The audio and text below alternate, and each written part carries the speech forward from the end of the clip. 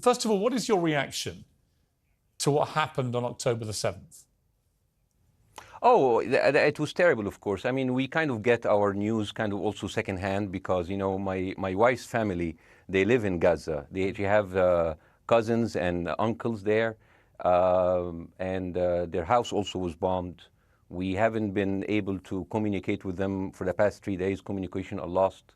So we don't know actually what is the, how are they doing, but, you know, we're used to that. I mean, it's just like, it's very repetitive. We're used to that. We're used to them being bombed every time and moving from one place to the other.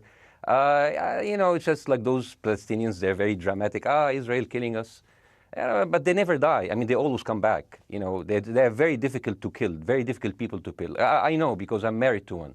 I tried many times, couldn't kill her. I mean, there's a dark humor there, and I understand why, because sometimes... No, it's not dark humor. I try to get to her every time, but she uses our kids as human shields. I can never take her out. Again, I understand the humor, but to be serious, Baseem, about this, tonight there is... I will be serious. Now, I will be serious. I was watching your interview with Ben Shapiro, and I'll tell you one thing. Yeah. I think that Ben Shapiro is one of the smartest people who ever walked this earth. He's very, very smart. I follow him, and I believe everything he said. And when he came on your show, his solution was, and I quote, his solution was that the solution for this is for Israel to annex Gaza and to kill as many sons of as possible to make sure that this will never happen again. And anyone who called for a ceasefire will be a terrorist sympathizer. So God forbid, I don't want to be labeled as a terrorist sympathizer. So I agree with Ben Shapiro. I think we should kill as many son of bitches as possible. Well, let me, so okay, far, but Baseem, let me...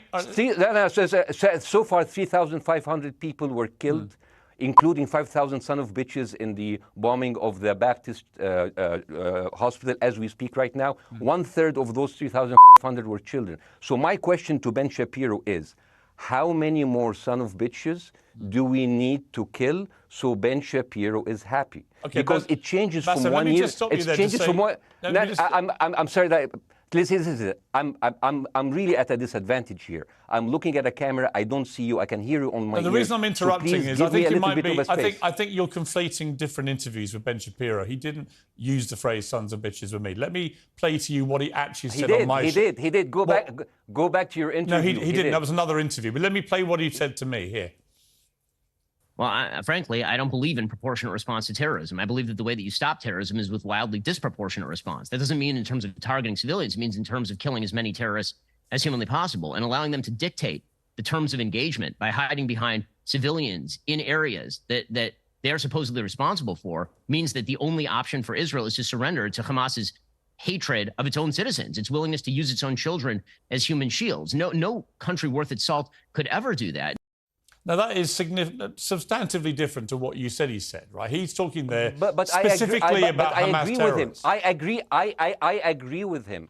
The thing is, the question is, what is a proportionate response? Because it has been different from one tier to another. So if you look to this graph, for example, this is the death of Israeli and Palestinians, and it's changing from 1 year to year. It's like fluctuating like crypto. So my question is today, what is the going rate today for human lives? I mean, 2014 was a great year for Ben Shapiro. 88 Israelis were died, and there was 2,329 Palestinians killed on the other side. That is one Israeli for 27 Palestinians. That is a very good exchange rate. What I'm saying is, what is the exchange rate for today? So you guys will be happy. That's my question. Well, it's not me. It's not me, guys. I'm not on either side. No, not you. Like when I say you guys, I say like the people on the other side of that. I know that you don't think like that, Piers. You're one of the good guys. But let me tell you something. I mean, the reason that I'm using this is that, I mean, I can't remember what happened in 2014, and there was no music festival, but there must be something. I mean, they must do something. It is their fault. It has to be something. I mean, 2018, 300 Palestinians died. Who's counting, you know? So the thing is, what my question is, let's find what is the exchange rate for human life today so we know, expect the future death of Palestinians and will be happy to it.